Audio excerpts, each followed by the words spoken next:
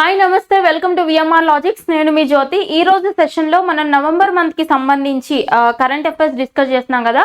అందులో భాగంగా ఈ రోజు సెషన్లో November 15th, 16th and 17th ఈ 3 డేస్లో ఉన్న ఇంపార్టెంట్ కరెంట్ ఇష్యూస్ అన్ని కూడా కవర్ చేద్దాము. అంతకంటే ముందు ఇవి మన విఎంఆర్ లాజిక్స్ యొక్క ఆన్లైన్ అండ్ ఆఫ్లైన్ నంబర్స్ అండి. ఎవరికైనా కోర్సెస్ రిలేటెడ్ ఎలాంటి ఇన్ఫర్మేషన్ కావాలనుకున్నా అండ్ ఎటువంటి డౌట్స్ ఉన్నా ఈ నంబర్స్కి కాల్ చేసి మీ డౌట్స్ అన్ని క్లారిఫై చేసుకోవచ్చు. అండ్ కరెంట్ అఫైర్స్కి సంబంధించి నేను ప్రతి సెషన్లో చెప్తున్నాను కదా, మీకు అన్ని లెవెల్ ఆఫ్ ఎగ్జామినేషన్స్కి కరెంట్ ఇష్యూస్తో పాటు జనరల్ స్టడీస్ కూడా కవర్ అయ్యే విధంగా ఫోల్డర్ వైజ్ జనవరి 2024 నుంచి మీకు కంప్లీట్గా కరెంట్ అఫైర్స్ అనేది మన విఎంఆర్ లాజిక్స్ యాప్లో అందరికీ అవైలబుల్ ప్రైజెస్లో కోర్స్ అనేది అవైలబుల్గా ఉంది. సో ఆల్రెడీ మంచి రెస్పాన్స్ వచ్చింది అండ్ రిమైనింగ్ పర్సన్స్ కూడా ఒకసారి యాప్ ఇన్స్టాల్ చేసుకుని మన కోర్స్ని పర్చేస్ చేసుకోండి, ఓకేనా. So moving to today's session, first concept వచ్చేసి GDP estimates. First of all మనం ఎకానమీ ఫోల్డర్లో మన కోర్స్ ఫాలో అయ్యే వాళ్ళు ఎవరైనా ఉంటే వాళ్ళకి ఐడియా ఉంటుంది. ఎకానమీ ఫోల్డర్లో ప్రతి నెల కూడా మనం డిస్కస్ చేస్తాం జీడిపి ఎస్టిమేట్స్ అని చెప్పేసి. అంటే ఏంటి జీడిపి ఎస్టిమేట్ అంటే? ఫస్ట్ ఆఫ్ ఆల్ జీడిపి అంటే ఏంటి? గ్రాస్ డొమెస్టిక్ ప్రోడక్ట్ అంటే స్థూల దేశీయ ఉత్పత్తి. అంటే ఏంటంటే జనరల్ టర్మ్స్లో గుర్తుపెట్టుకోండి. ఫర్ ఎగ్జాంపుల్ ఇక్కడ gross domestic product, domestic D for దేశీయ ఉత్పత్తి అంటారు కదా. అంటే మన కంట్రీలో, అంటే భారతదేశం తీసుకుంటే మన కంట్రీ యొక్క జాగ్రఫికల్ టెరిటరీ ఏదైతే ఉందో, భౌగోళిక సరిహద్దులు ఏవైతే ఉన్నాయో వీటి లోపల ప్రొడ్యూస్ అయ్యే వస్తు సేవల అంటే final value of goods and services that was produced with in the geographical boundary of the country with in the financial year. అర్థమవుతుందా? ఒక ఆర్థిక సంవత్సరం లోపల మన కంట్రీ యొక్క జాగ్రఫికల్ టెరిటరీ లోపల ప్రొడ్యూస్ చేసిన గూడ్స్ అండ్ సర్వీసెస్ యొక్క ఫైనల్ వాల్యూ ఉంటుంది కదా, దాన్నే మనం జీడిపి అంటారు. సో ఇక్కడ మనకు అర్థం అవ్వాల్సిన పాయింట్ ఏంటంటే జీడిపి అనేది ప్రతి సంవత్సరం ఎస్టిమేట్ చేస్తారు అన్నట్టు. ఫినాన్షియల్ ఇయర్ అంటే ఏంటి? వన్ ఫినాన్షియల్ ఇయర్ అంటే ఎప్పటి నుంచి ఎప్పటి వరకు ఉంటుందండి? April 1st to March 31st. అవునా? మార్చ్ 31st, ఓకేనా. ఇది మనకి ఫినాన్షియల్ ఇయర్ కింద చూసుకుంటాం కదా జనరల్ గా చూస్తే. సో ఈ ఫినాన్షియల్ ఇయర్ లోపల ప్రొడ్యూస్ చేసిన final value of goods and services ని మనం గ్రాస్ డొమెస్టిక్ ప్రోడక్ట్ లేదా స్థూల దేశీయ ఉత్పత్తి అంటారు. ఎవరు క్యాల్కులేట్ చేస్తారు జీడిపిని ఇండియాలో అంటే ministry of statistics and programme implementation కింద నేషనల్ స్టాటిస్టికల్ ఆఫీస్ వాళ్ళు క్యాల్కులేట్ చేస్తారు. అర్థమైందా? ఎన్ఎస్ఓ అంటే నేషనల్ స్టాటిస్టికల్ ఆఫీస్. ఇది ఏ మంత్రిత్వ శాఖ పరిధిలోకి వస్తుంది? జీడిపి గణన ministry of statistics and programme implementation, ఓకేనా. గణాంకాల మంత్రిత్వ శాఖ అంటారు కదా, ministry of statistics and programme implementation అని చెప్పి దీని పరిధిలోకి వచ్చే నేషనల్ స్టాటిస్టికల్ ఆఫీస్ వాళ్ళు ప్రతి సంవత్సరం జీడిపిని ఎస్టిమేట్ చేస్తారన్నమాట. క్యాల్కులేట్ చేస్తారు. గుర్తుపెట్టుకోండి, చాలా చాలా ఇంపార్టెంట్. ఫస్ట్ నుంచి కూడా ఎన్ఎస్ఓనే క్యాల్కులేట్ చేసిందంటే కాదు, మనకి సిఎస్ఓ సెంట్రల్ స్టాటిస్టికల్ ఆఫీస్ ఒకటి, తర్వాత నేషనల్ శాంపుల్ సర్వే ఆఫీస్. గుర్తుపెట్టుకోవాలి, చాలా చాలా important. Central statistical office, national sample survey office ఈ రెండు కలిసి 2019లో విలీనం చెందాయి, మర్జర్ అయిపోయాయి. 2019లో మర్జ్ అయిపోయి ఎలా ఫామ్ అయ్యాయి అంటే ఎన్ఎస్ఓ కింద ఫామ్ అయ్యాయి, నేషనల్ స్టాటిస్టికల్ ఆఫీస్ కింద ఫామ్ అయ్యాయి. సో 2019వ సంవత్సరం నుంచి ఈ ఎన్ఎస్ఓని జీడిపిని క్యాల్కులేట్ చేస్తుంది, ఓకేనా. ఇది మనకి జీడిపికి సంబంధించి బేసిక్ పాయింట్స్ అనమాట. సో ఇక్కడ మనం డిస్కస్ చేసేది ఏంటంటే ఈ జీడిపి అనేది ఎలా ఉండొచ్చు, ఓకే, రాబోతున్న ఫినాన్షియల్ ఇయర్స్లో ఎలా ఉండొచ్చు అని చెప్పేసి అంచనాలు ఒకటి జరగడానికంటే ముందే మనం ఊహించాము అంటే దాన్ని ఏమంటారు? ఎస్టిమేట్ అంటారు. అంటే అంచనా అని చెప్తారనమాట, ఓకేనా. ఈ అంచనాలు కొన్ని నేషనల్ ఇంటర్నేషనల్ ఆర్గనైజేషన్స్ అలాగే కొన్ని క్రెడిట్ రేటింగ్ ఏజెన్సీస్ అంచనాలు వేస్తూ ఉంటుందన్నమాట. ఈ అంచనాలు ఎలా ఉన్నాయి అని చెప్పేసి మనకి ఎగ్జామినేషన్ టఫ్ గా అడిగే ఛాన్స్ ఉంటుంది క్వశ్చన్ పేపర్ లో.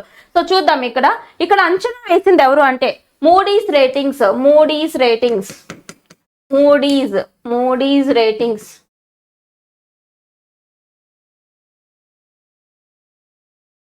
సో ఈ మోడీస్ రేటింగ్స్ వాళ్ళు ఈ ఏడాదికి సంబంధించి ఈ ఫినాన్షియల్ ఇయర్ కి సంబంధించి ఇండియా యొక్క జీడిపి ఎంత ఉంటుంది అని అంచనా వేశారంటే 7.2% గ్రోత్ చూపిస్తుంది అనేసి చెప్తున్నారనమాట. ఓకేనా. అయితే ఒక విషయం గుర్తుపెట్టుకోండి, మనం మంత్ ఎండ్ కంపైలేషన్ చూసినప్పుడు ఎకానమీ ఫోల్డర్ లో డిస్కస్ చేసినప్పుడు మొత్తం మంత్ లో ఉన్న ఎస్టిమేట్స్ అన్ని ఒకే చోట డిస్కస్ చేస్తాము. అలా అని చెప్పేసి ఎవ్రీ మంత్ కి సంబంధించిన ఎస్టిమేట్స్ ఫస్ట్ నుంచి ఇప్పటి వరకు గుర్తుపెట్టుకోవాలంటే ఇట్స్ ఇంపాసిబుల్. ఎందుకంటే ఒక్కొక్క మంత్ ఒక్కొక్కలో మారిపోతూ ఉంటాయన్నమాట ఎస్టిమేట్స్ అనేవి.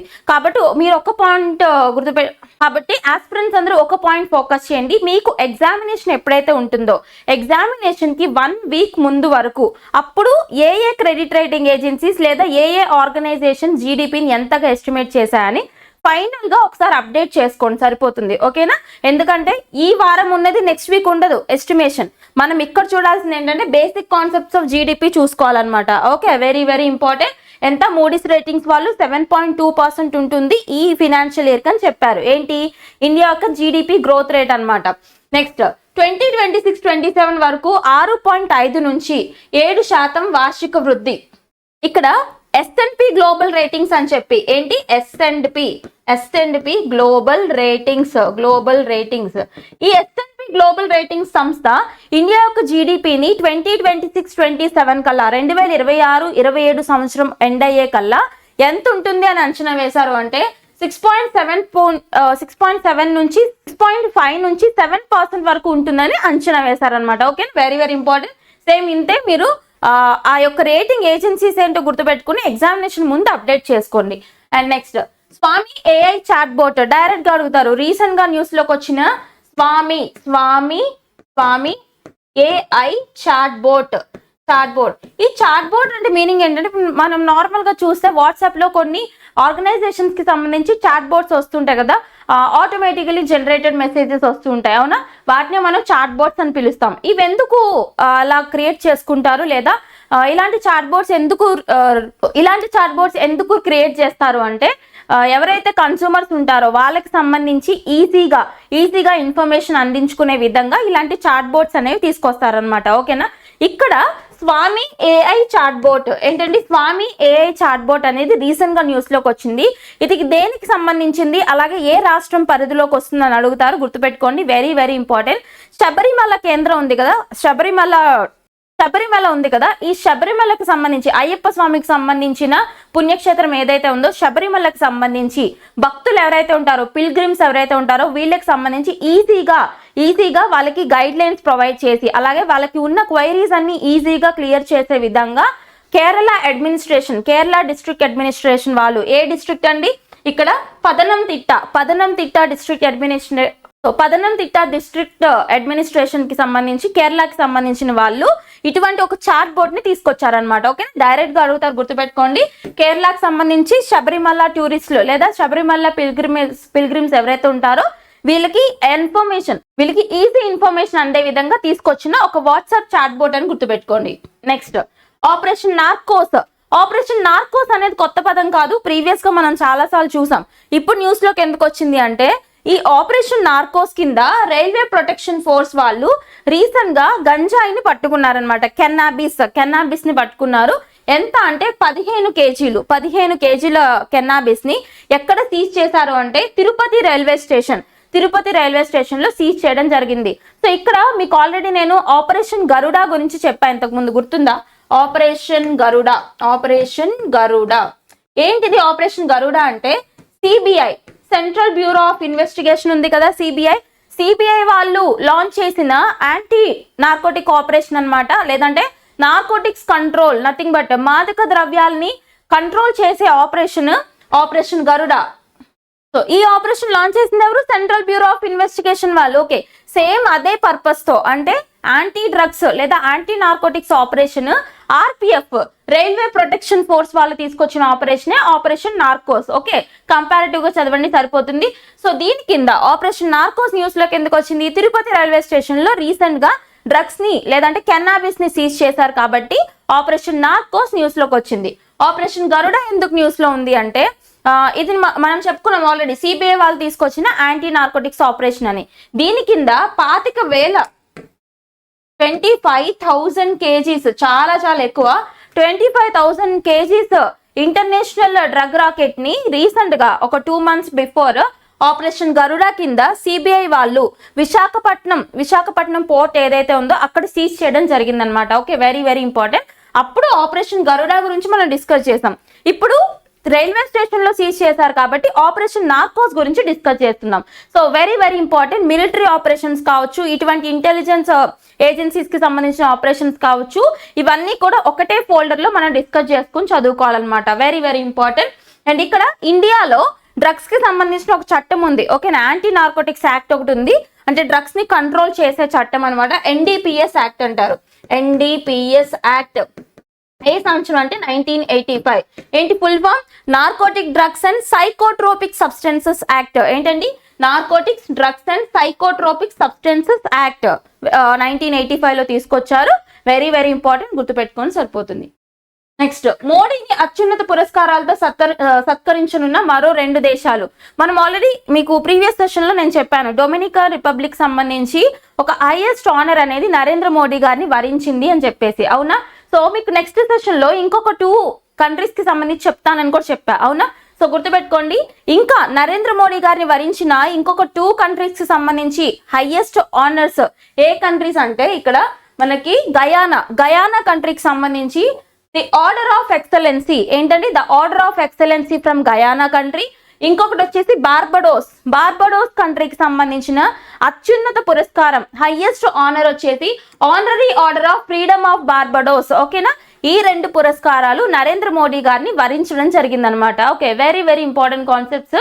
ఎందుకు ఈ 2 కంట్రీస్ పర్టికులర్ గా ఎందుకు నరేంద్ర మోడీ గారికి ఇటువంటి అవార్డ్స్ ఇచ్చాయి అంటే మనకి కోవిడ్ టైంలో ప్రపంచం అంతా కూడా అస్తవ్యస్తం అయిపోతుంది. ఆ టైంలో కూడా కొన్ని చిన్న దేశాలు ఏవైతే ఉంటాయి వీటన్నిటికీ కూడా వ్యాక్సిన్స్ పంపించి వ్యాక్సిన్ మైత్రి అనే ఇనిషియేటివ్ లో భాగంగా చిన్న కంట్రీస్ కి కూడా వ్యాక్సిన్స్ ని పంపించి మన యొక్క మంచితనాన్ని చూపించుకున్నారు. ఎవరు? ఇండియన్ గవర్నమెంట్ అన్నమాట. Very very important. అందుకు గాను నరేంద్ర మోడీ గారికి బార్బడోస్ కంట్రీకి సంబంధించి అలాగే గయానా కంట్రీకి సంబంధించి హైయెస్ట్ ఆనర్స్ తో సత్కరించారనమాట. ఓకే, నిన్నేం చెప్పాను? ప్రీవియస్ సెషన్ లో డొమినికన్ రిపబ్లిక్ కి సంబంధించి హైయెస్ట్ ఆనర్ అని చెప్పాను కదా. ఓకే, ప్రీవియస్ గా ఉన్నవన్నీ కూడా చూడండి. ఇది చాలా చాలా ఇంపార్టెంట్ కాన్సెప్ట్. నరేంద్ర మోడీ గారికి సంబంధించి కావచ్చు, ప్రెసిడెంట్ ద్రౌపది ముర్ము గారికి సంబంధించి రీసెంట్ గా ఫిజీ కంట్రీకి సంబంధించి ఒక హైయెస్ట్ ఆనర్ వచ్చింది. అవునా? సో అవన్నీ కూడా లింక్ చేసుకోవాలి. ఇక్కడ మాత్రం నరేంద్ర మోడీ గారికి సంబంధించి ఒక 16 ఇంపార్టెంట్ అవార్డ్స్ చూడండి. వేరే కంట్రీస్ ఇచ్చిన అవార్డ్స్, వాటి పేర్లేంటి, ఏ కంట్రీ ఇచ్చింది అవార్డ్ చూస్తే సరిపోతుంది అనమాట. ఫాస్ట్ గా రివైజ్ చేయాలి. స్క్రీన్ షాట్ కొట్టండి. డొమినికా కంట్రీకి సంబంధించి అవార్డ్ ఆఫ్ ఆనర్. నెక్స్ట్, రష్యాకి సంబంధించి order of Saint Andrew the apostle. Okay, terms గుర్తుపెట్టుకోవాలి. నెక్స్ట్, గ్రీస్ కి సంబంధించి grand cross of order of honour. France కి సంబంధించి grand cross of the Legion. Next, Egypt కి సంబంధించి ఆర్డర్ ఆఫ్ నైల్. నైల్ నది ఎక్కడుంది? ఈజిప్ట్ కి సంబంధించి ద లాంగెస్ట్ రివర్ అంటారు కదా.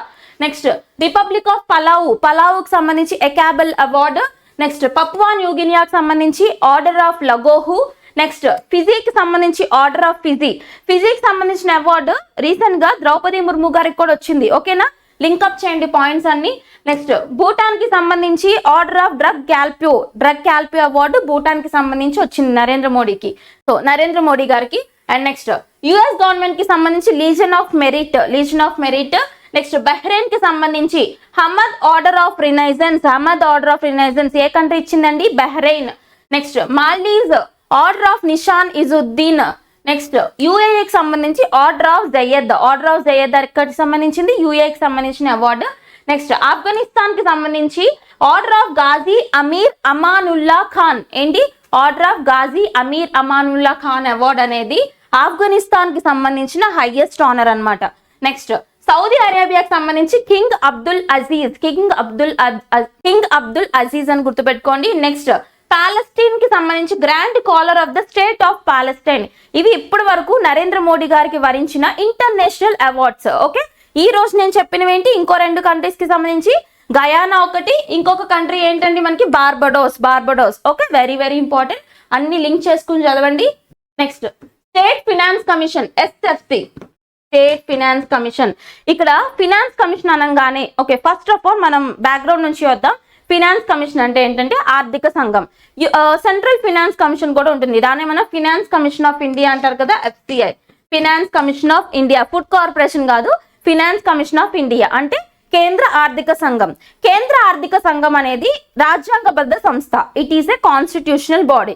ఎందుకు చెప్తున్నాను అంటే కేంద్ర ఆర్థిక సంఘం ఫినాన్స్ కమిషన్ ఆఫ్ ఇండియా అనేది ఆర్టికల్ 280 ప్రకారం ఏంటంటే ఆర్టికల్స్ గుర్తుపెట్టుకోవాలి.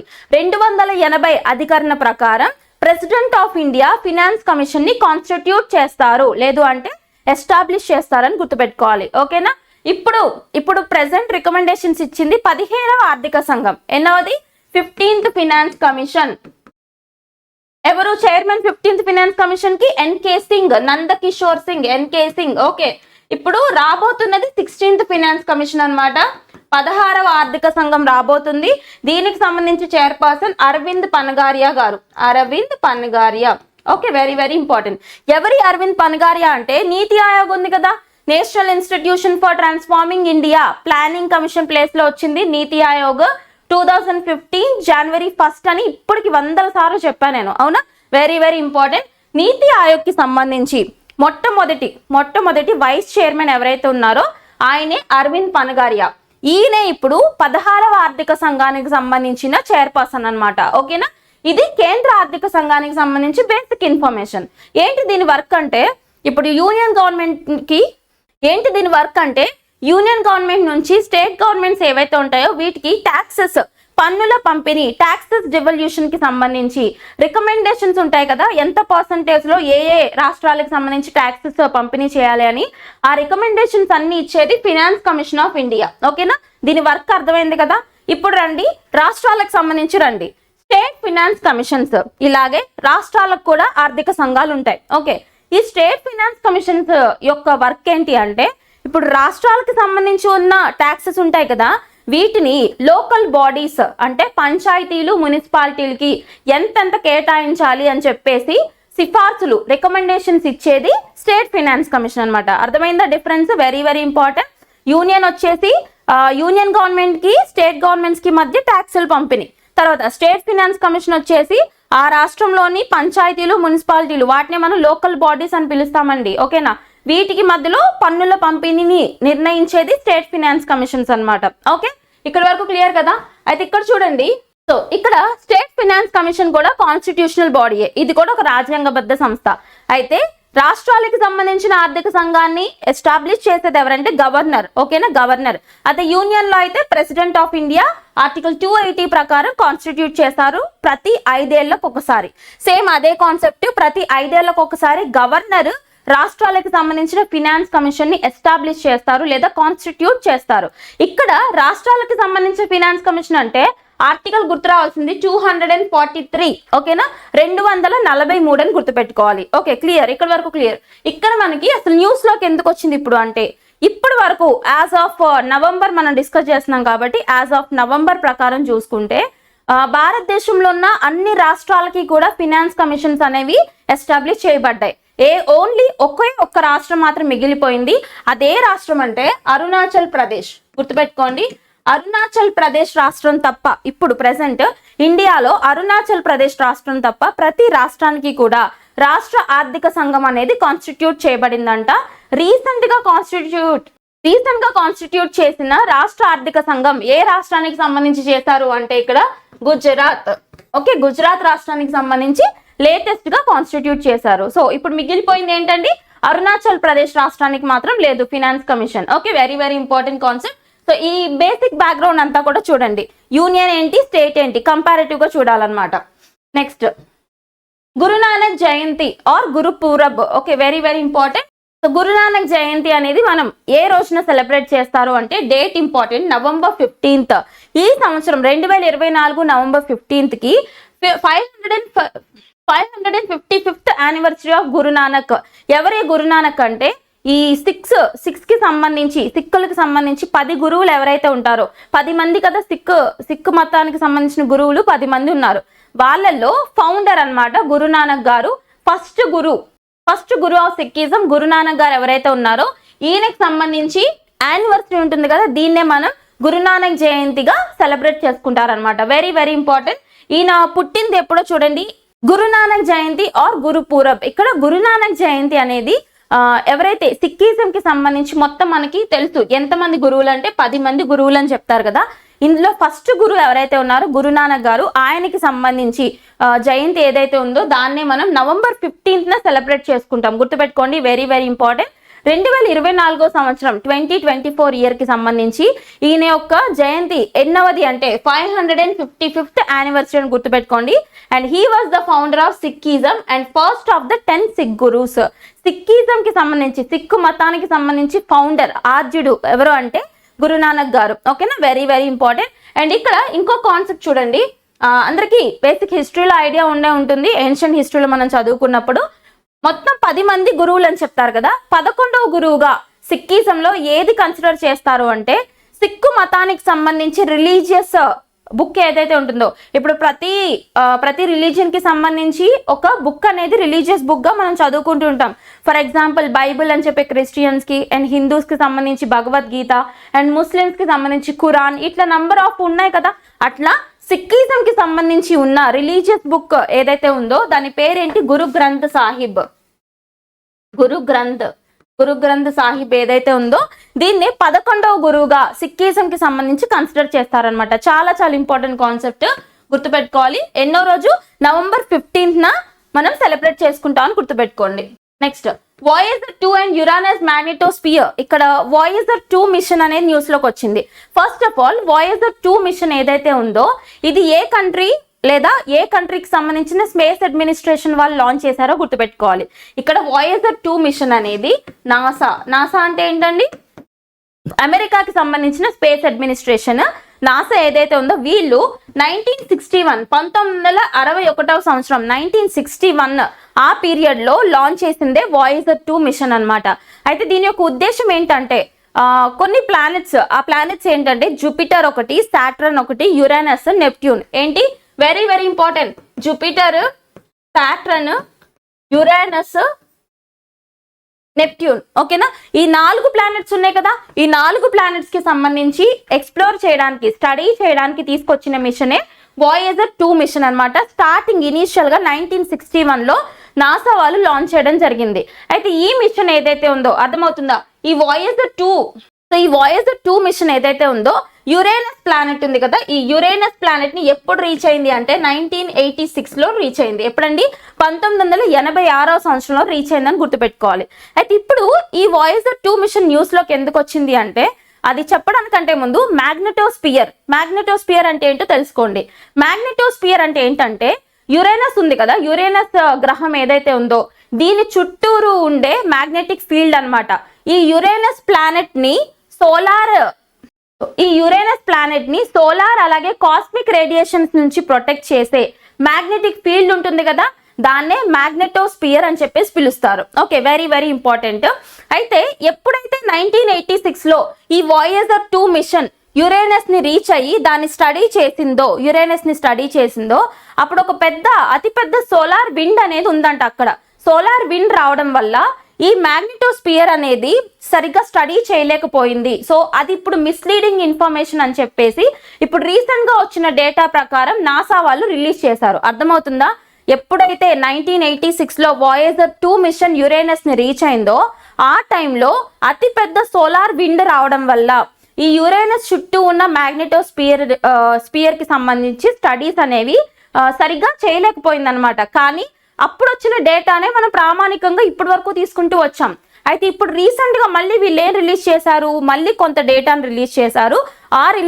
ఇప్పుడు రిలీజ్ చేసిన డేటా ప్రకారం చూసుకుంటే ఈ మ్యాగ్నెటోస్ఫియర్ ఉంది కదా, అప్పుడు స్టడీ చేసిన దానికంటే ఇంకా ఎక్కువ ఎక్స్టెండ్ అయి ఉంటుంది అని చెప్పేసి, అంటే 1986 లో స్టడీ చేసిన దానికంటే ఇప్పుడు వచ్చిన డేటా ప్రకారం చూసుకుంటే యురేనస్ చుట్టూ ఉన్న మ్యాగ్నెటోస్ఫియర్ ఇంకా ఎక్కువ ఎక్స్టెండ్ అయ్యి ఉంది అని చెప్పేసి చెప్తున్నారనమాట. అర్థమవుతుందా, very very important. So science and టెక్నాలజీకి సంబంధించి ఇన్నోవేషన్స్ లో భాగంగా లేదా సైన్స్ అండ్ టెక్నాలజీకి సంబంధించి అడిగే ఛాన్స్ ఉంటుంది.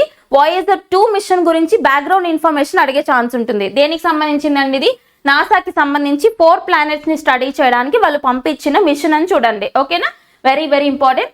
And next, Janjatiya Gaurav Divas celebrations. ఇక్కడ ఇదేంటి అంటే national tribal heroes day, okay, లేదా national tribal pride day, tribes pride day అని గుర్తుపెట్టుకోండి, లేదంటే ట్రైబ్స్ ప్రైడ్ డే లేదా జనజాతీయ గౌరవ్ దివస్. ఏంటిది? ట్రైబల్ హీరో అయిన బిర్సా ముండా గారు, బిర్సా ముండా ఎవరండి? బిర్సా ముండా జార్ఖండ్ కి సంబంధించిన పర్సన్. కొన్ని నేమ్స్ చూస్తే వాళ్ళు ఏ రాష్ట్రానికి సంబంధించిన వాళ్ళో చెప్పవచ్చు. ఈ ముండాస్ ఎవరైతే ఉన్నారో వీళ్ళు జార్ఖండ్ కి సంబంధించిన వాళ్ళు అనమాట. చాలా చాలా ఇంపార్టెంట్. బిర్సా ముండా ఎవరైతే ఉన్నారో ఈయన గ్రేట్ ట్రైబల్ లీడర్. ఓకే, ఈయన గౌరవార్థం, ఈ బిర్సా ముండా గారి గౌరవార్థం union government ministry of tribal affairs గుర్తుపెట్టుకోండి, మినిస్ట్రీ ఆఫ్ ట్రైబల్ అఫైర్స్ గిరిజన మంత్రిత్వ శాఖ వాళ్ళు 2021 సంవత్సరం నుంచి 2021 సంవత్సరం నుంచి ఏ రోజుని నవంబర్ 15th డేట్ ఏదైతే ఉందో దీన్ని జనజాతీయ గౌరవ దివస్ లేదా ట్రైబ్స్ ప్రైడ్ డే కింద సెలబ్రేట్ చేస్తున్నారనమాట. ఓకే, చాలా చాలా ఇంపార్టెంట్, గుర్తుపెట్టుకోండి.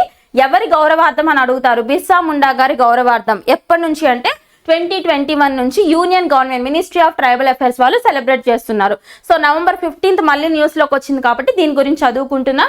దీనికి సంబంధించిన ఈవెంట్ రీసెంట్ గా నరేంద్ర మోడీ గారు ఎక్కడ ఇనాగ్రేట్ చేశారు అంటే ఇక్కడ సెలబ్రేషన్స్ ఇన్ జముయి బీహార్ లో దీనికి సంబంధించిన సెలబ్రేషన్స్ ని ప్రారంభించారనమాట. ఓకేనా? And next one Bodoland Mahotsav. ఇక్కడ బోడోల్యాండ్ మహోత్సవ్ ఇది ఒక ఫెస్టివల్ ఇన్ న్యూస్ అనమాట.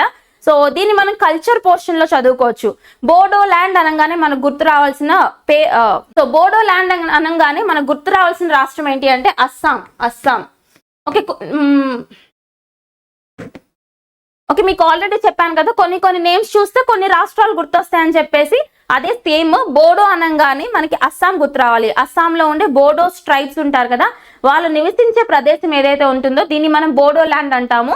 అలాగే ఇండియాలో సెపరేట్ స్టేట్ మూవ్మెంట్స్ కూడా ఉన్నాయి చాలా వరకు. ఓకే, సెపరేట్ స్టేట్స్ కావాలి అని చెప్పేసి వాటిల్లో బోడోల్యాండ్ మూవ్మెంట్ ఎక్కడ జరుగుతుంది అని అడగొచ్చు. అస్సాం రాష్ట్రంలో జరుగుతుందని గుర్తుపెట్టుకోండి.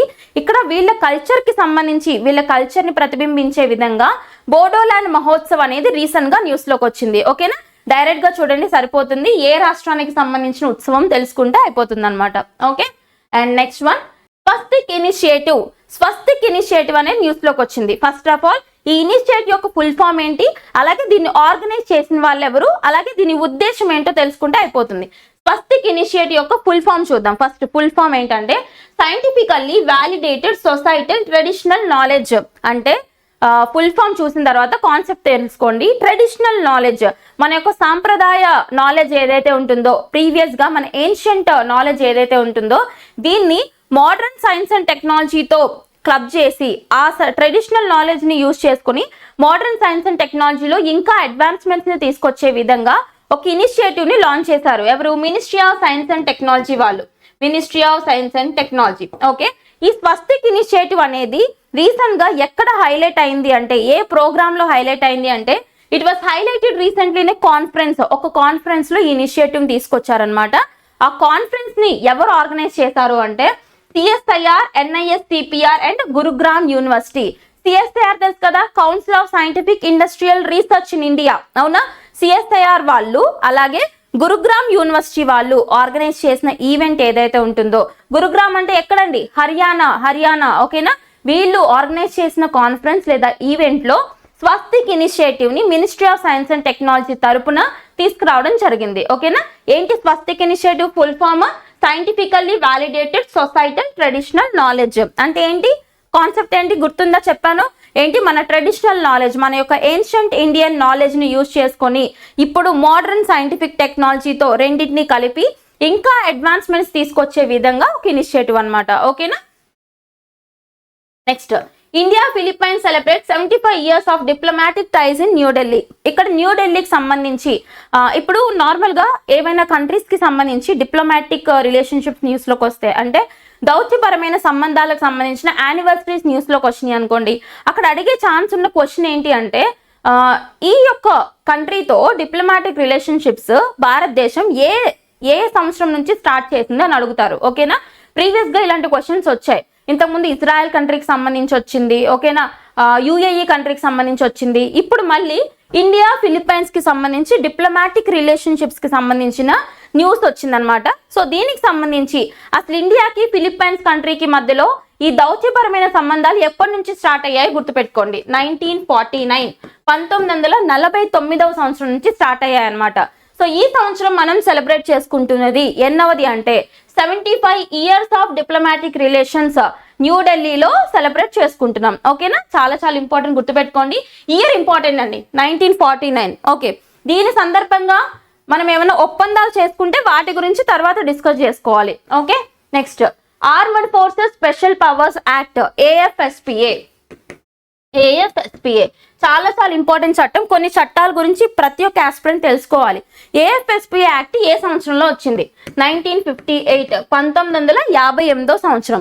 అసలు ఏంటి AFSPA లేదా armed forces special powers act అంటే సాయుధ బలగాల ప్రత్యేక హక్కుల చట్టం అనమాట, లేదా ప్రత్యేక అధికారాల చట్టం అని గుర్తుపెట్టుకోండి. అంటే కొన్ని ఏరియాస్ ఏవైతే ఉంటాయో, ఎక్కువగా అల్లర్లు జరుగుతున్న ఏరియాస్ కానీ లేదా అల్లర్లు జరిగే అవకాశం ఉన్న ఏరియాస్ కానీ ఏవైతే ఉంటాయో అలాంటి చోట్ల law and order violence disturbance కాకుండా, అంటే ఈ యొక్క ప్రజల యొక్క శాంతి భద్రతలకు ఎటువంటి ఆటంకం కలగకుండా AFSPA చట్టాన్ని అక్కడ ఇంపోజ్ చేస్తారు మినిస్ట్రీ ఆఫ్ హోమ్ అఫైర్స్ వాళ్ళు. అర్థమవుతుందా?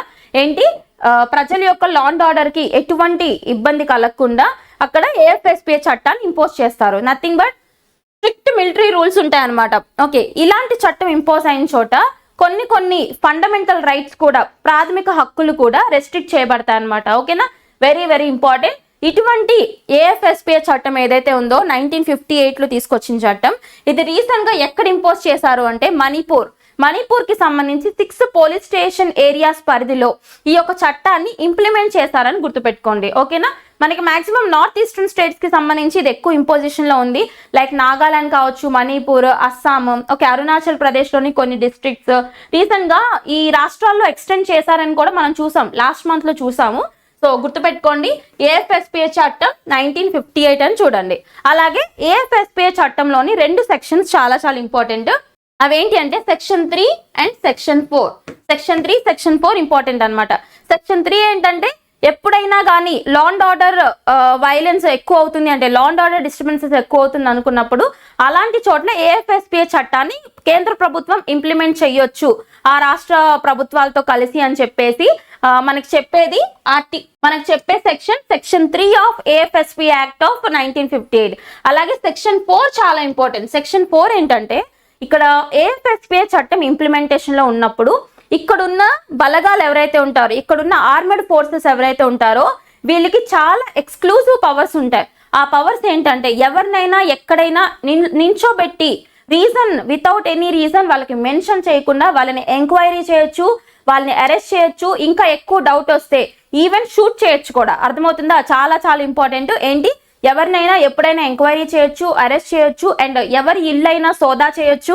అలాగే ఇంకా ఎక్కువ డౌట్ వచ్చింది అంటే అన్కండిషనల్ గా షూట్ చేయొచ్చు. ఓకేనా, అలా చెప్పే సెక్షన్ 4 చాలా చాలా ఇంపార్టెంట్. కాంట్రవర్షియల్ చట్టం. ఎందుకు కాంట్రవర్షియల్ అంటే ఈ చట్టాన్ని మిలిటరీ ఫోర్సెస్ మిస్యూజ్ చేసుకుంటున్నాయని చెప్పేసి చాలా చాలా కాంట్రవర్సీ ఉంది. ఈ చట్టాన్ని ఎత్తివేయాలి అని చెప్పేసి మణిపూర్ కి సంబంధించిన ఐరన్ లేడీ ఇరోమ్ షర్మిల గారు చాలా చాలా పోరాటం చేశారు. ఎవరండి ఆవిడ పేరు? Irom Sharmila, iron lady of Manipur అంటారు. చూడండి ఆవిడ గురించి బయోగ్రఫీ. సో ఇరోమ్ షర్మిల గారు ఫైట్ చేసింది ఏ చట్టానికి అగేన్స్ట్ గా అంటే ఈ AFSPA యాక్ట్ 1958 కి అగేన్స్ట్ గా, మేజర్ గా ఈ సెక్షన్ 4 కి అగేన్స్ట్ గా అనమాట. ఓకేనా, అండ్ ఈ AFSPA యాక్ట్ కి సంబంధించి కొన్ని కమిటీస్ ఉన్నాయి, పేర్లు మాత్రం గుర్తుపెట్టుకోండి. ఏంటంటే ఒకటి justice BP Jeevan Reddy committee 2004లో వేశారు. And next Santosh Hegde committee 2013లో వేశారు. ఏంటంటే 6 నెలలకు ఒకసారి దీని ఇంప్లిమెంటేషన్ ని రివ్యూ చేయాలి అని చెప్పిన కమిటీ అనమాట, ఏమైనా మిస్యూజ్ అవుతుందా అని.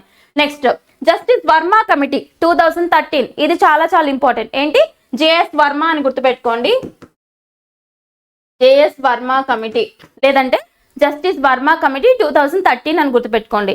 ఈయన ఏం చెప్పారు అంటే మహిళల పట్ల ఏమైనా అకృత్యాలు జరుగుతున్నాయా, ఈ AFSPA యాక్ట్ ఏమైనా దుర్వినియోగం అవుతుందా, మిస్యూజ్ అవుతుందా అని చెప్పేసి స్టడీ చేయడానికి వేసిన కమిటీ JS వర్మ కమిటీ 2013. ఇక్కడ ఈ కమిటీ పేరు చూడగానే మీకు ఏమైనా గుర్తొచ్చిందా? ఇండియాలో నిర్భయ చట్టం ఉంది కదా, నిర్భయ యాక్ట్ ఏ సంవత్సరం? 2013 నిర్భయ యాక్ట్. సో ఇండియాలో నిర్భయ యాక్ట్ తీసుకురావాలని చెప్పేసి ప్రపోజ్ చేసి లేదా రికమెండ్ చేసిన కమిటీ జేఎస్ వర్మ కమిటీ, గుర్తుందా? So very very important. ఇవన్నీ లింకప్ చేయండి పాయింట్స్. ఏంటండి? Santosh Hegde committee, JS Varma committee and justice BP Jeevan Reddy committee. ఇవన్నీ కూడా ఏఎఫ్ఎస్పిఏ చట్టానికి సంబంధించిన కమిటీస్ అన్నమాట. Okay. PM Modi Lay's foundation stone for AIIMS Darbhanga Bihar. ఇక్కడ రీసెంట్ గా నరేంద్ర మోడీ గారు, ప్రధానమంత్రి నరేంద్ర మోడీ గారు ఎయిమ్స్ ఇన్స్టిట్యూట్ కి సంబంధించి ఒక ఇన్స్టిట్యూట్ ని స్టార్ట్ చేయడం జరిగింది. అంటే ఫౌండేషన్ స్టోన్ వేయడం జరిగింది అనమాట. అది ఎక్కడ అంటే బీహార్ కి సంబంధించి దర్భంగా ఏరియా అని గుర్తుపెట్టుకోండి. Okay. All India institute of medical sciences న్యూఢిల్లీకి సంబంధించి ఉంటుంది కదా. సో దానికి సంబంధించి ఇంకొక ఇన్స్టిట్యూట్ అనమాట. ఎక్కడ స్టార్ట్ చేయబోతున్నారు, దానికి ఫౌండేషన్ స్టోన్ ఎవరు వేశారు అంటే నరేంద్ర మోడీ గారు స్టార్ట్ చేయడం జరిగింది. ఏరియా గుర్తుపెట్టుకోవాలి, బీహార్ దర్భంగాలో స్టార్ట్ చేయడం జరిగిందని గుర్తుపెట్టుకోండి. ఓకేనా? Foundation stone. And next, India Nepal Bangladesh launch first trilateral power flow transaction from Nepal to Bangladesh. ఇది యాక్చువల్లీ ఇప్పటిది కాదు, 2023లో అగ్రిమెంట్. ఇప్పుడు మళ్ళీ న్యూస్ లోకి వచ్చిందనమాట. ఏంటండి? 2023లో పవర్ ట్రాన్సాక్షన్ అగ్రిమెంట్ ఒకటి, ట్రైలేటరల్ అగ్రిమెంట్ ఒకటి జరిగింది. ట్రైలేటరల్ అంటే ఏంటి? ఎవరైనా ముగ్గురు ఇన్వాల్వ్ అయితే దాన్ని ట్రైలేటరల్ లేదా ట్రై పార్టైట్ అగ్రిమెంట్ అంటారు. అవునా? ఇక్కడ ఇన్వాల్వ్ అయిన దేశాలు ఏంటి అంటే, ఒకటి ఇండియా, భారతదేశం. అందుకే కదా మనం చదువుకుంటున్నాం, వెరీ వెరీ ఇంపార్టెంట్. భారతదేశం, ఇంకొకటి నేపాల్, ఇంకొకటి బంగ్లాదేశ్.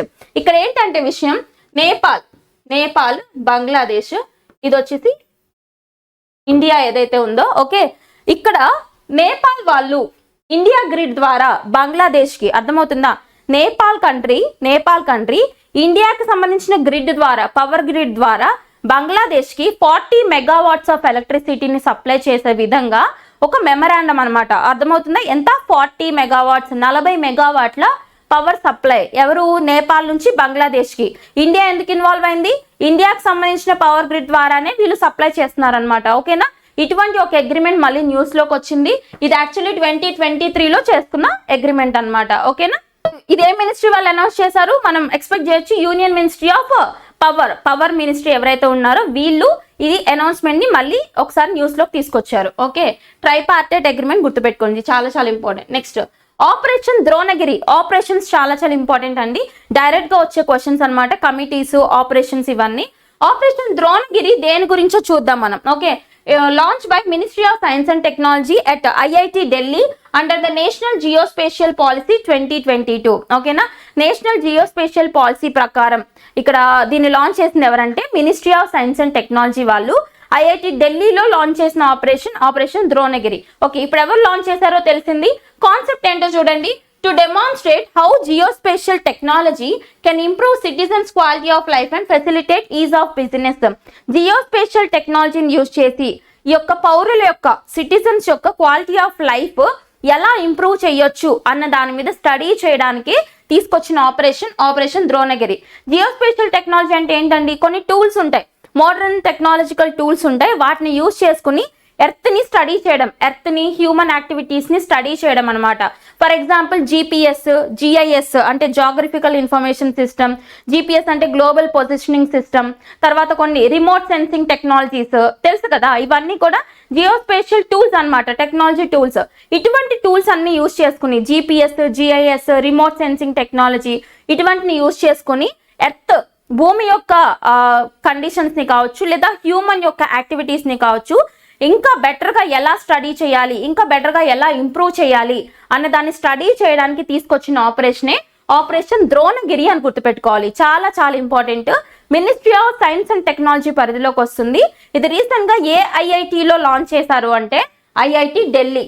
ఓకేనా? ఐఐటి ఢిల్లీ అని గుర్తుపెట్టండి, సరిపోతుంది. ప్రీవియస్ సెషన్ లో కూడా మీకు ఐఐటికి సంబంధించి ఒక న్యూస్ చెప్పాను నేను. ఏంటది?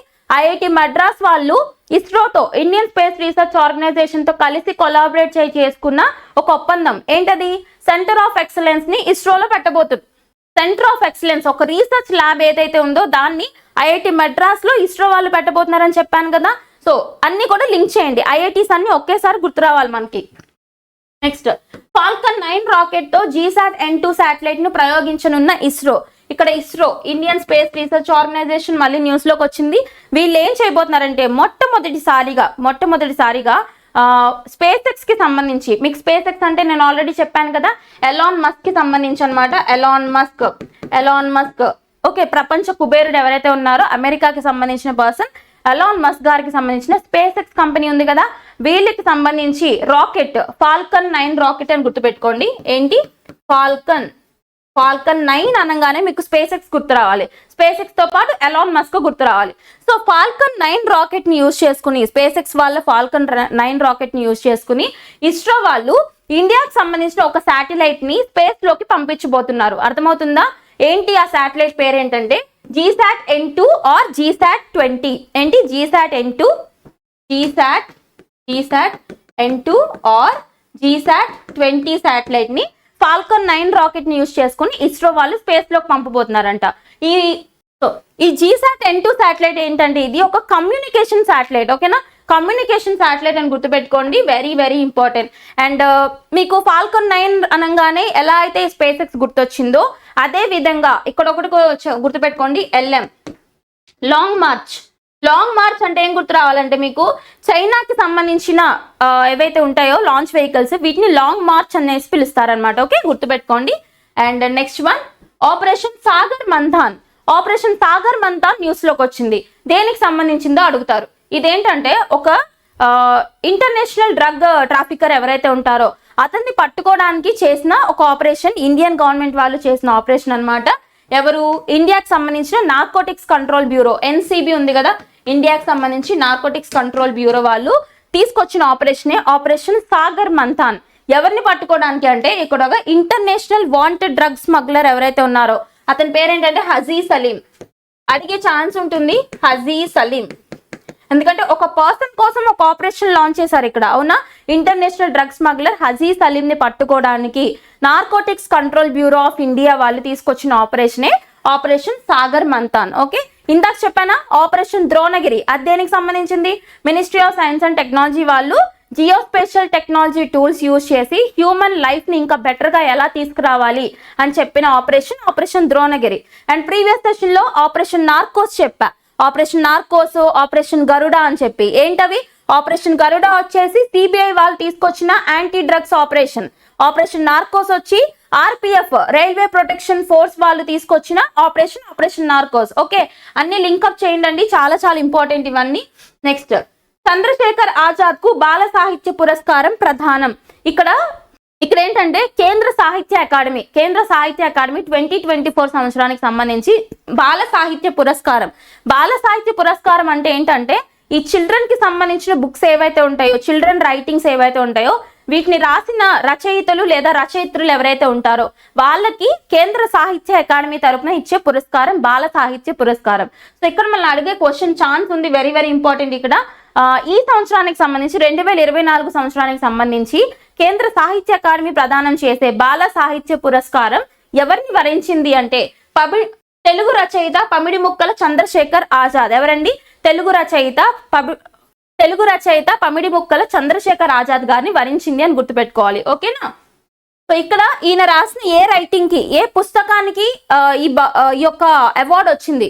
సో ఇక్కడ ఈయన రాసిన ఏ పుస్తకానికి అవార్డు వచ్చింది అంటే మాయాలోకం. ఏంటి? మాయాలోకం అనే పుస్తకానికి గాను కేంద్ర సాహిత్య అకాడమీకి సంబంధించి బాల సాహిత్య పురస్కారం ఇక్కడ చంద్రశేఖర్ ఆజాద్ గారిని వరించింది 2024 సంవత్సరానికి సంబంధించి.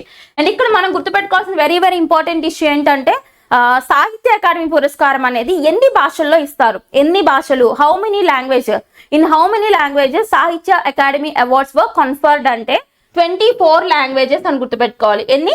24 భాషల్లో ఇస్తారు.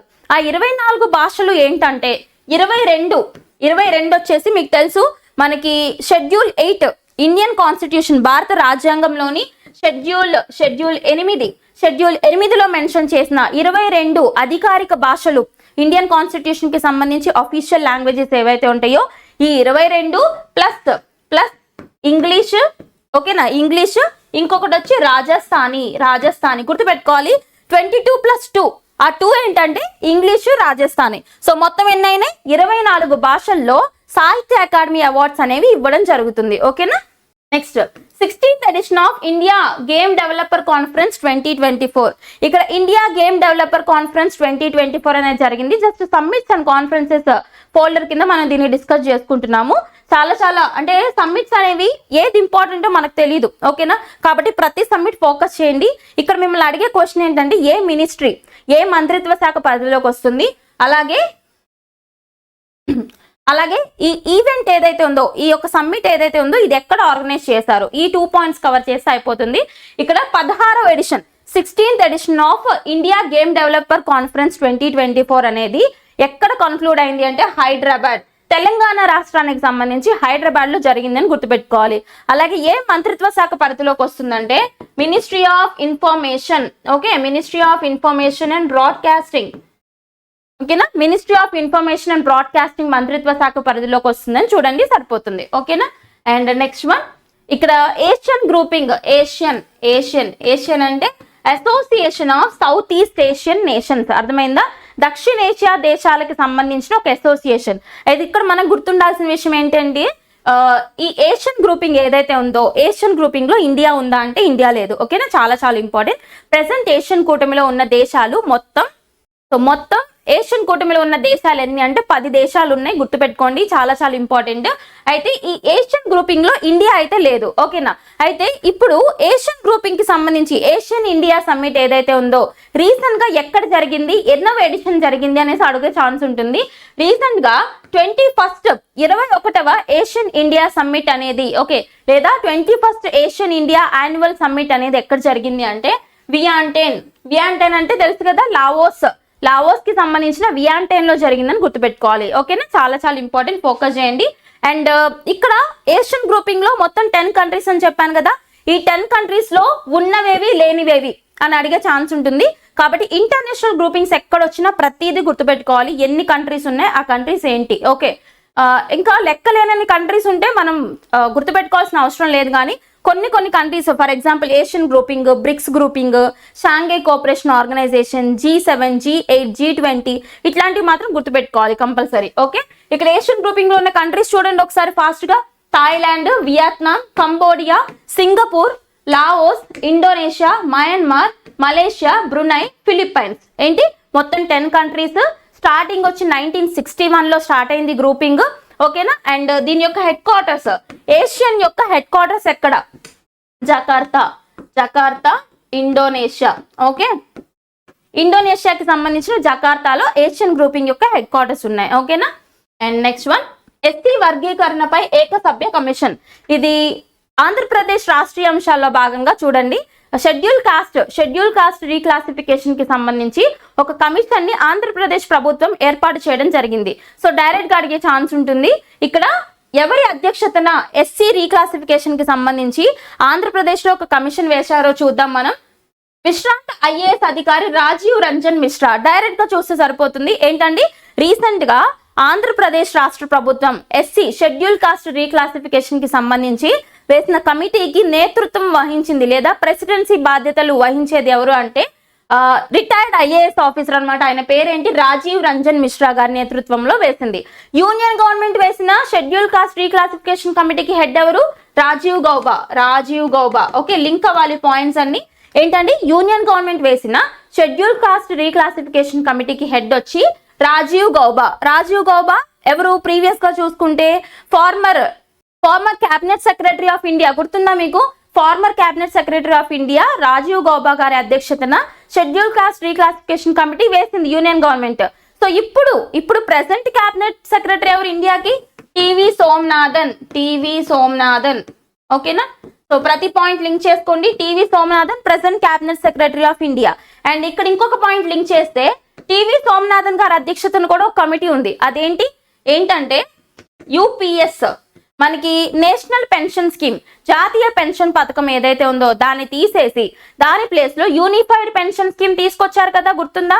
సో ఈ నేషనల్ పెన్షన్ స్కీమ్ ప్లేస్ లో యూపీఎస్, యూనిఫైడ్ పెన్షన్ స్కీమ్ తీసుకురావాలి అని చెప్పేసి రికమెండేషన్స్ ఇచ్చిన కమిటీ ఏది అంటే టీవీ సోమనాథన్ కమిటీ, ఓకేనా. ఫోకస్ చేయండి, అన్ని లింక్ చేయండి పాయింట్స్.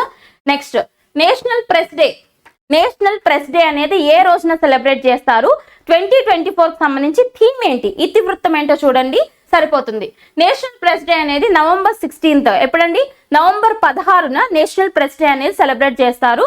2024 సంవత్సరానికి సంబంధించి 2024 సంవత్సరానికి సంబంధించి థీమ్ ఏంటంటే changing nature of the press. ఏంటి? Changing nature of the press. మీకు నేను చిల్డ్రన్స్ డేకి సంబంధించి చెప్పాను, November 14th. Birsa Munda Jayanti November 15th, అవునా? National press day. ఇట్లా డేస్ అన్ని కూడా చాలా చాలా ఇంపార్టెంట్, ఫోకస్ చేయాలి. ఓకే, గురునానక్ జయంతి కూడా డిస్కస్ చేయడం జరిగింది నవంబర్ 15th అనే. ఓకేనా? సో ఇక్కడ changing nature of the press అనే థీమ్తో, అనే ఇతివృత్తంతో 2024 సంవత్సరానికి సంబంధించి నేషనల్ ప్రెస్ డే అనేది సెలబ్రేట్ చేస్తారనమాట. ఓకేనా? అయితే ఇదే మంత్రిత్వ శాఖ పరిధిలోకి వస్తుందంటే ministry of information and broadcasting. ఏంటండి? Ministry of information and broadcasting మంత్రిత్వ శాఖ పరిధిలోకి వస్తుందని చూడండి, సరిపోతుంది. అలాగే ఈ యొక్క ప్రెస్ కౌన్సిల్ ఆఫ్ ఇండియా ఉంది కదా, PCI, press council of India, ఇది చట్టబద్ధ సంస్థ. ఓకేనా? It is a statutory body. అంటే దీన్ని సపోర్ట్ చేసే ఒక చట్టం ఏంటో తెలియాలి కదా. ప్రీవియస్ గా చూసుకుంటే, అంతకు ముందు చూసుకుంటే 1966లో, ఇప్పుడు 1965లో ప్రెస్ కౌన్సిల్ యాక్ట్ వచ్చింది. ఏంటండి? 1965, 1965వ సంవత్సరంలో వచ్చిన ప్రెస్ కౌన్సిల్ యాక్ట్ ప్రకారం 1966, 1966 నుంచి ఇక్కడ ప్రెస్ కౌన్సిల్ ఆఫ్ ఇండియా అనేది ఇంప్లిమెంటేషన్ లోకి వచ్చింది. అయితే ఇది ఎమర్జెన్సీ కాలంలో దీన్ని రద్దు చేయడం జరిగింది. ఎమర్జెన్సీ పీరియడ్ లో దీన్ని డిజాల్వ్ చేయడం జరిగింది. తర్వాత మళ్ళీ ఇంకో చట్టం తీసుకొచ్చారు. సో తర్వాత వచ్చిన చట్టం ఇంపార్టెంట్. ఏ సంవత్సరం అంటే new act, the press council act 1978, 1978 సంవత్సరంలో వచ్చిన ప్రెస్ కౌన్సిల్ యాక్ట్ ప్రకారం 1979, 1979 నుంచి భారతదేశంలో ప్రెస్ కౌన్సిల్ ఆఫ్ ఇండియా అనేది ఎస్టాబ్లిష్ చేయడం జరిగిందనమాట. ఓకేనా? Very very important. And present press council of ఇండియాకి సంబంధించి చైర్పర్సన్ గా ఎవరు ఉన్నారని అడుగుతారు. జస్టిస్ రంజనా ప్రకాష్ దేశాయ్ గారు ఉన్నారు. ఎవరండి? జస్టిస్ రంజనా ప్రకాష్ దేశాయ్ గారు ప్రెసెంట్ ఇండియాలో ప్రెస్ కౌన్సిల్ ఆఫ్ ఇండియాకి సంబంధించి చైర్పర్సన్ అనమాట. ఎవరి జస్టిస్ రంజనా ప్రకాష్ దేశాయ్? గుర్తొచ్చారా? ఎవరు అంటే ఇండియాలో అది కూడా ప్రెసెంట్ ఉత్తరాఖండ్ ఉంది కదా, ఉత్తరాఖండ్ రాష్ట్రానికి సంబంధించి యూనిఫామ్ సివిల్ కోడ్, ఉమ్మడి పౌరస్మృతి, ఆర్టికల్ 44 గుర్తొచ్చిందా? డైరెక్టివ్ ప్రిన్సిపల్స్ ఆఫ్ స్టేట్ పాలసీలో ఆర్టికల్ 44 గురించి మనం చదువుకుంటామా? ఉమ్మడి పౌరస్మృతి అని చెప్పేసి. సో ఉత్తరాఖండ్ రాష్ట్రానికి సంబంధించి యూనిఫామ్ సివిల్ కోడ్ తీసుకురావాలా వద్దా అని చెప్పేసి స్టడీ చేయడానికి వేసిన కమిటీకి హెడ్ ఎవరంటే జస్టిస్ రంజనా ప్రకాష్ దేశాయ్ గారు. ఆవిడే PCIకి సంబంధించి, ప్రెస్ కౌన్సిల్ ఆఫ్ ఇండియాకి సంబంధించి ప్రెసిడెంట్ చైర్పర్సన్ గా ఉన్నారనమాట. ఓకేనా? చాలా చాలా ఇంపార్టెంట్. చూడండి, డే వచ్చేసి నవంబర్ 16th, 2024 సంవత్సరానికి సంబంధించి థీమ్ వచ్చేసి changing the nature of the press అని గుర్తుపెట్టాలి. Okay, next 4.2 magnitude earthquake hits Gujarat. So ఇది పెద్ద ఇంపార్టెంట్ కాదు, బట్ కొంచెం డీటెయిల్ గా అడిగే ఛాన్స్ ఉంటుంది. రీసెంట్ గా గుజరాత్ రాష్ట్రంలో ఎర్త్క్వేక్ అనేది సంభవించింది. ఒక భూకంపం సంభవించింది అనమాట. అక్కడ మ్యాగ్నిట్యూడ్ ఎంత మ్యాగ్నిట్యూడ్ తో వచ్చిందంటే 4.2 magnitude తో గుజరాత్ రాష్ట్రంలో ఒక ఎర్త్క్వేక్ రావడం జరిగింది అనమాట. జస్ట్ గుర్తుపెట్టుకోండి, సరిపోతుంది. సో మేజర్ గా అహ్మదాబాద్ ఒకటి, గాంధీనగర్, మెహసానా. ఓకే, ఈ 3 సిటీస్ ఏవైతే ఉన్నాయో ఇక్కడ కొంచెం సివియర్ ట్రిమర్స్ అనేవి రావడం జరిగింది అనమాట. Okay, Gujarat. And next one, NASA's plan for a pipeline on the lunar south pole. చాలా చాలా ఇంపార్టెంట్, గుర్తుపెట్టుకోండి. రీసెంట్ గా ఏ కంట్రీకి సంబంధించిన స్పేస్ అడ్మినిస్ట్రేషన్ వాళ్ళు ఈ లూనార్ సౌత్ పోల్ అంటే మూన్ మీద, లూనార్ అంటే ఏంటంటే మూన్ అనమాట. లూనార్ అని ఎక్కడొచ్చినా మూన్ అని గుర్తుపెట్టుకోవాలి. సో చంద్రమండలం యొక్క సౌత్ పోల్, దక్షిణ ధ్రువం ఏదైతే ఉందో అక్కడ ఒక పైప్ లైన్ వెయ్యాలి అని చెప్పేసి రీసెంట్ గా ఏ స్పేస్ అడ్మినిస్ట్రేషన్ వాళ్ళు ప్లాన్ చేస్తున్నారు అంటే నాసా అమెరికాకి సంబంధించిన స్పేస్ అడ్మినిస్ట్రేషన్ వాళ్ళు మూన్ కి సంబంధించిన సౌత్ పోల్, దక్షిణ ధ్రువం ఏదైతే ఉందో అక్కడ ఒక ఆక్సిజన్ పైప్ లైన్ వెయ్యాలని చెప్పేసి ప్లాన్ చేస్తున్నారంట. ఒకసారి చూద్దాం. The proposed lunar south pole oxygen pipeline, దీని షార్ట్ కట్లు ఏమంటారు? LSPOP project. సో ఇలా కూడా అడగొచ్చు. LSPOP ప్రాజెక్ట్ అనేది ఎవరు తీసుకొస్తున్నారు అంటే నాసా, యుఎస్ఏకి సంబంధించిన స్పేస్ ఏజెన్సీ నాసా వాళ్ళు తీసుకొస్తున్నారని గుర్తుపెట్టుకోవాలి. ఓకేనా? ఆక్సిజన్ పైప్ లైన్ అని చూడండి, సరిపోతుంది. And next, bright white rocks discovered on Mars Jezero crater by Perseverance rover. ఇది కూడా స్పేస్ కి సంబంధించే. సైన్స్ అండ్ టెక్నాలజీ అంటేనే మీరు ఫస్ట్ చదవాల్సిన టాపిక్ స్పేస్ టెక్నాలజీ, తర్వాత డిఫెన్స్ టెక్నాలజీ, తర్వాత biotechnology and remaining information technology, ఇవన్నీ చూసుకోవాలి. ఓకేనా? ఇక్కడ చూస్తే పర్సివరెన్స్ రోవర్ అనేది ఏ కంట్రీకి సంబంధించిన రోవర్?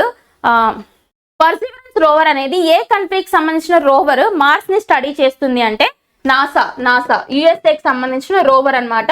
దేన్ని స్టడీ చేయడానికండి? మార్స్ ని స్టడీ చేయడానికి. ఎప్పుడో పంపించారు ఇంజెన్యూటీ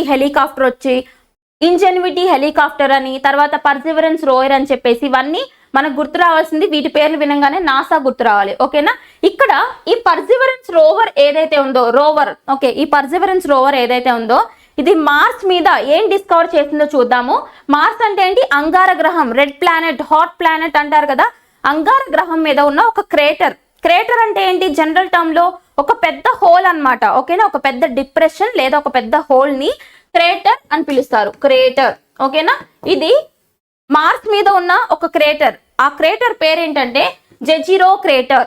ఇలా కూడా అడగొచ్చు. రీసెంట్ గా న్యూస్ లోకి వచ్చిన జెజిరో క్రేటర్ ఏ గ్రహానికి సంబంధించిన క్రేటర్ అని అడగొచ్చు? మార్స్ గ్రహం మీద ఉన్న క్రేటర్ అన్నమాట. ఎలా అయినా అడగొచ్చు, సైన్స్ అండ్ టెక్నాలజీ కాబట్టి చాలా డీటెయిల్ గా చదువుకోవాలి. జెజిరో క్రేటర్ మార్స్ కి సంబంధించిన ఒక క్రేటర్, ఒక హోల్ అని గుర్తుపెట్టుకోండి. అయితే ఇక్కడ నాసాకి సంబంధించిన పర్సివరెన్స్ రోయర్ దీని మీద ఏం డిస్కవర్ చేసిందంటే బ్రైట్ వైట్ రాక్స్. ఓకేనా? వైట్ కలర్ లో ఉన్న రాక్స్ ఏవైతే ఉన్నాయో కొన్ని రాక్స్ ని ఈ యొక్క క్రేటర్ లో డిస్కవర్ చేసిందంట నాసాకి సంబంధించిన పర్సివరెన్స్ రోయర్. ఓకేనా? మనల్ని అడిగే ఛాన్స్ ఏంటంటే ఈ క్రేటర్ గురించి అడగొచ్చు. ఓకేనా? Next, Ancient Indian goddess come home. US returns $10 million worth of stolen treasures to India. ఇక్కడ ఇండియా నుంచి దొంగలించుకుని తీసుకుపోయిన కొన్ని ఏన్షియంట్ యాంటిక్స్ ఏవైతే ఉంటాయో వీటిని యుఎస్ఏ వాళ్ళు మళ్ళీ తిరిగి ఇండియాకి అప్పగించాలని చెప్పేసి నిర్ణయించుకున్నారంట. దాని వర్త్ ఎంత అంటే $10 million. ఓకేనా? ఒకసారి ఆ గాడెస్, ఆ యొక్క విగ్రహం ఏదైతే ఉందో దాని పేరేంటో చూద్దాం. The sculpture of Tanesar mother goddess. ఏంటండి? తానేసర్ మదర్ గాడెస్ రీసెంట్ గా న్యూస్ లోకి వచ్చింది. ఏ రాష్ట్రానికి సంబంధించిందో చూద్దాం. The carved from green greys schist and looted from the village of Tanesara Mahadeva in Rajasthan. అర్థమవుతుందా? రాజస్థాన్ కి సంబంధించిన తానేసర మహదేవ విలేజ్ ఏదైతే ఉందో అక్కడ నుంచి దొంగలించుకుపోయిన గాడెస్, ఒక దేవత విగ్రహం. ఆ దేవత పేరేంటండి? తానేసర్ మదర్ గాడెస్ విగ్రహాన్ని ఇండియాకి మళ్ళీ రిటర్న్ చేయాలని చెప్పేసి యుఎస్ వాళ్ళు నిర్ణయించుకున్నారంట. ఓకేనా? సో అడిగే ఛాన్స్ ఉంటుంది. కల్చర్ పోర్షన్ మన ఫోల్డర్స్ లో history, culture and heritage portion లో అడిగే ఛాన్స్ ఉంటుంది అనమాట. ఓకేనా? వారసత్వానికి సంబంధించిన క్వశ్చన్ ఇది. నెక్స్ట్, దేశంలోని తొలి మహిళా బస్ డిపో సఖీ డిపో. ఇక్కడ సఖీ డిపో అనేది న్యూస్ లోకి వచ్చింది. ఈ సఖీ డిపో ఏ రాష్ట్రానికి సంబంధించిన డిపో అని అడగొచ్చు. ఇక్కడ ఢిల్లీ. ఓకేనా? సో ఇదేంటంటే మొత్తం మహిళలే ఉండే ఒక డిపో అన్నమాట, బస్ డిపో.